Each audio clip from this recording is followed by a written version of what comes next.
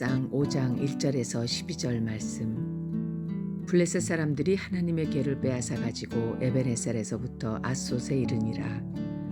블레셋 사람들이 하나님의 궤를 가지고 다곤의 신전에 들어가서 다곤 곁에 두었더니 앗솥 사람들이 이튿날 일찍 일어나 본즉 다곤이 여호와의 궤 앞에서 엎드러져 그 얼굴이 땅에 닿았는지라.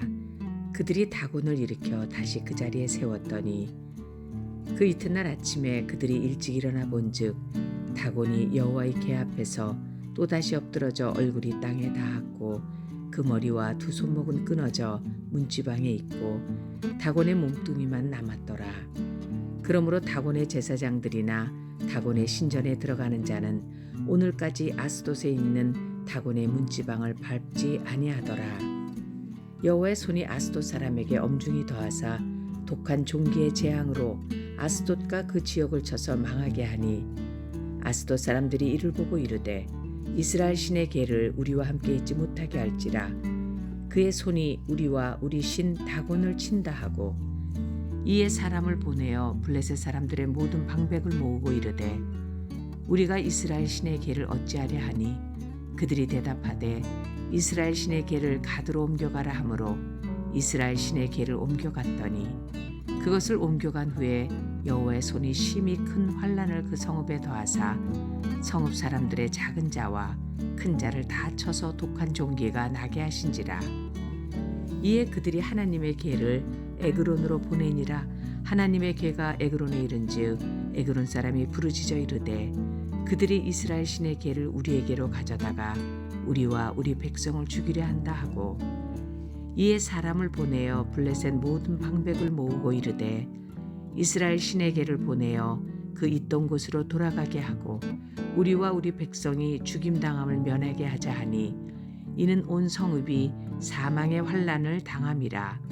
거기서 하나님의 손이 엄중하심으로 죽지 아니한 사람들은 독한 종기로 치심을 당해 성읍의 부르짖음이 하늘에 사무쳤더라. 아멘.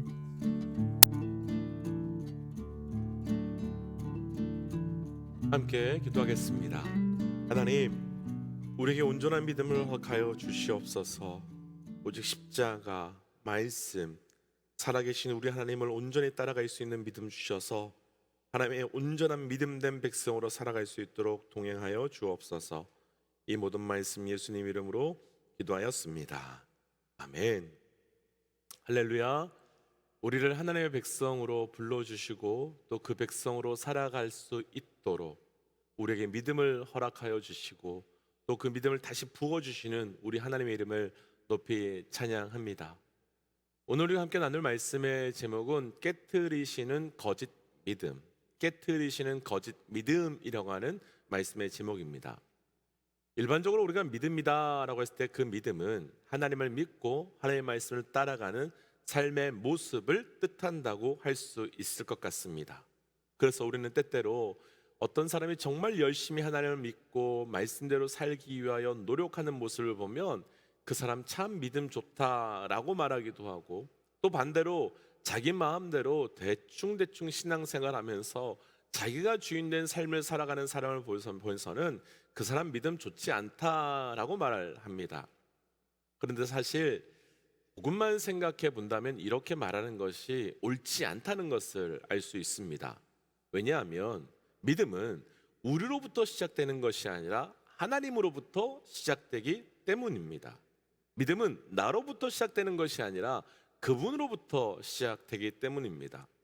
그러니까 믿음은 내가 하나님을 믿어줄게요가 아니라 믿음은 하나님이 하나님이시니까 우리 삶에서 하나님이 아니시면 절대로 일어날 수 없는 그 사건들을 경험하면서 믿어질 수밖에 없는, 그래서 믿음이 좋은 건 내가 잘 믿는 것이 아니라 그분이 그 믿을 수밖에 없는 대상이기 때문에 믿어지게 되는 겁니다. 그러니까 믿음이 좋다, 믿음이 나쁘다는 것은 우리의 문제, 우리의 결정이 아니라 그분이 공급하여 주시는 믿음의 문제라는 겁니다. 그런데 우리 안에요, 믿음이 있다고 해서 다 같은 믿음, 또 다 진실한 믿음이라고 하는 것은 아닙니다. 사무엘상이 시작된 이후에 거의 매일 빠짐없이 나누는 이야기 중에 한 가지가, 사무엘상은 단순하게 이스라엘의 역사를 기록한 것이 아니라 하나님께서 무너진 하나님의 나라와 깨어진 하나님의 백성을 회복시켜 나아가는 사건이다라고 나누었습니다.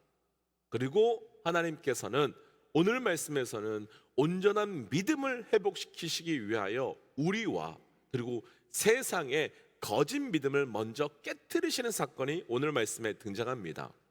오늘 말씀에서 우리 삶에도 어쩌면 숨어 있을 수 있는 그 거짓 믿음이 무엇인지를 잘 분별하시고 그것을 통하여서 우리 안에 있는 거짓 믿음을 깨트리고 끊어낼 수 있는 영적 결단이 있으시기를 주의 이름으로 도전합니다. 깨트리시는 거짓 믿음, 먼저 1절과 2절입니다. 1절 2절이에요. 블레셋 사람들이 하나님의 궤를 빼앗아 가지고 에벤에셀에서부터 아스돗에 이르니라. 블레셋 사람들이 하나님의 궤를 가지고 다곤의 신전에 들어가서 다곤 곁에 두었더니. 아멘. 오늘 말씀은 4장부터 시작되는 말씀이지요. 이스라엘 백성과 블레셋이 전쟁을 했습니다. 그런데 이스라엘 백성, 그러니까 다시 말하면 하나님의 백성임에도 불구하고 이상하게도 블레셋과의 전투에서 끊임없이 패배하고 계속해서 무너져 갔습니다. 그러니까 하나님의 백성이 우상의 백성과 전쟁했는데도 계속 패배하고 있다는 겁니다. 그래서 이스라엘 장로들과 제사장들은 함께 모여서 회의를 하면서 어떻게 이 전쟁을 이길 수 있을까 고민했고, 그 결과 하나님의 언약궤인 법궤를 들고 전쟁에 나아가기로 합니다. 이들이 이렇게 결정한 이유가 있습니다. 이스라엘 백성들이요, 본격적으로 가나안 땅의 삶이 시작되는 첫 시작에서 가나안 땅에 들어오기 위해서 이들은 요단강을 반드시 건넜어야 했는데, 그 요단강은 그때 제사장들이 법궤를 들고 요단강에 들어가자마자 갈라지기 시작했습니다. 그러니까 절대로 갈라질 수 없었던 요단강이 법궤가 들어가면서 갈라지게 된 겁니다. 이들은 하나님의 임재를 상징하는 법궤가 자신들과 함께 전쟁에 나아가면 절대로 갈라질 수 없을 것 같았던 요단강이 갈라져서 자신들이 요단강을 건넌 것과 같이 절대로 이길 수 없을 것 같은 블레셋을 이길 수 있을 것이라는 확신 때문에 이들이 언약궤를, 법궤를 들고 나아간 겁니다. 그런데 결과는 어떻습니까? 우리가 이미 너무나도 잘 알지만 이스라엘이 그 법궤를 들고 나아갔음에도 불구하고 이스라엘 백성들은 전쟁에서 또 패배하게 됩니다. 그리고 단순히 패배했을 정도가 아니라 이 법궤도 빼앗겼고요, 전쟁에 나아갔던 대제사장의 아들인 홈니와 비느하스도 죽게 되고, 그 소식을 들었던 대제사장 엘리는 목이 부러져서 뒤로 넘어져 목이 부러져 죽습니다. 그러니까 완전한 패배를 경험하게 된 거지요. 그럼 왜 하나님께서는 하나님의 백성이 하나님의 언약궤, 하나님의 법궤까지도 들고 나아갔는데 이렇게 완전한 패배를 주셨을까요?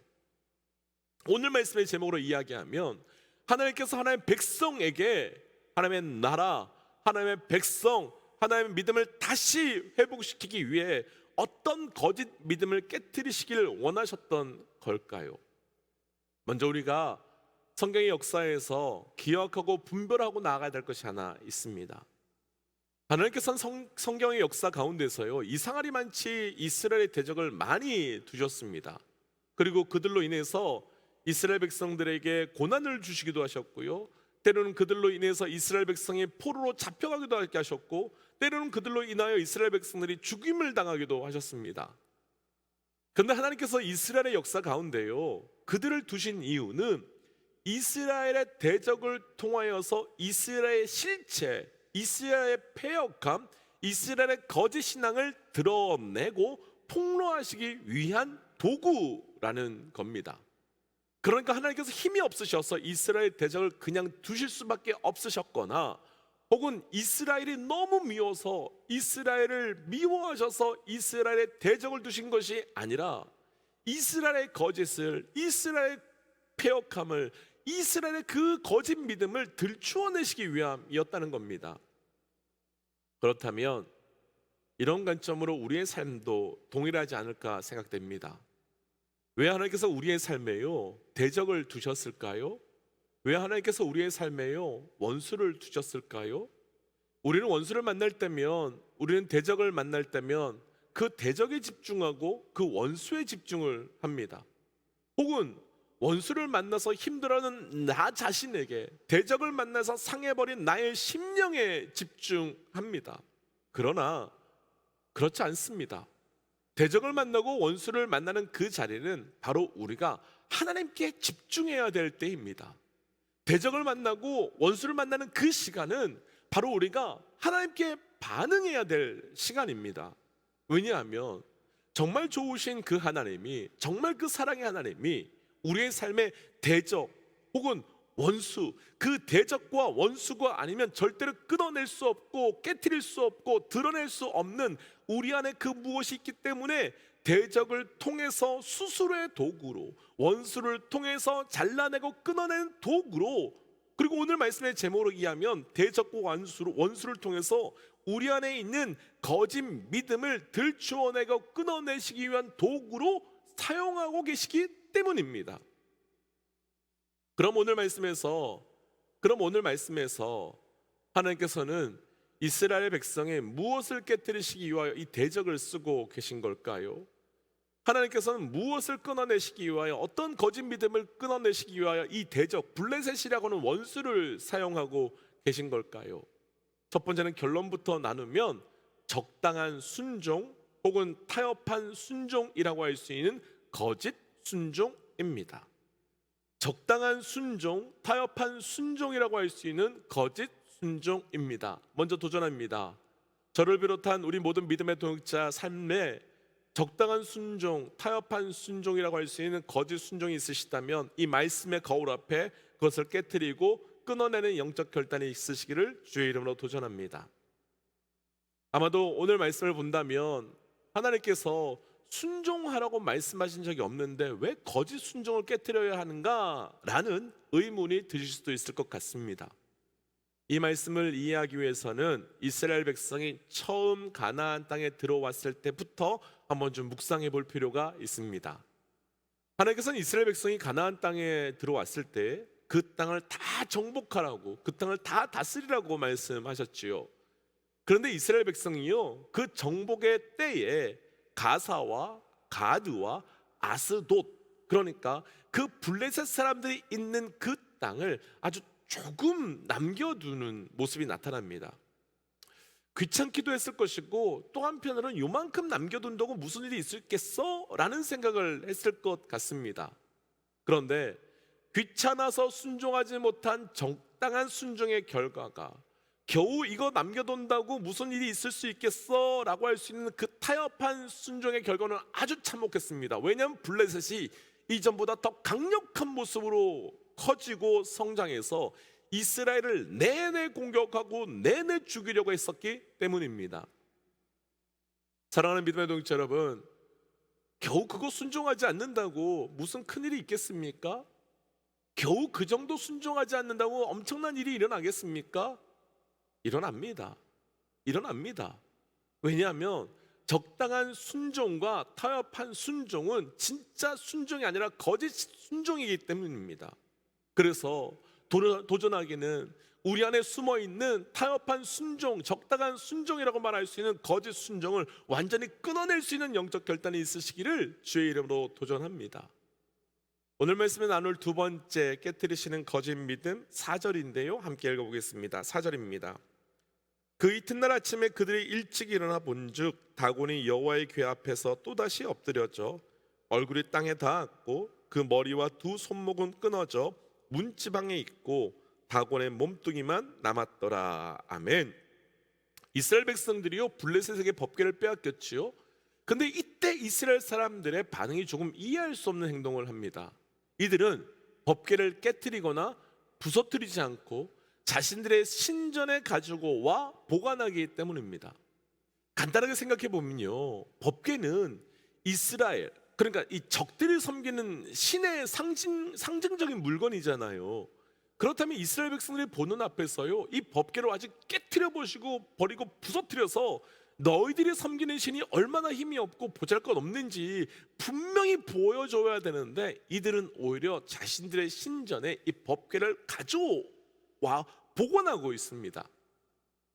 그런데 사실 지금 이 블레셋 사람들의 모습이 바로 또 다른 당시 이스라엘 백성들의 모습이고, 사실 이 시대 우리의 모습, 그러니까 곧 거짓 신앙의 모습이기도 합니다. 지금 블레셋 사람들이 왜 법궤를 안 부서뜨리고 모셔왔을까요?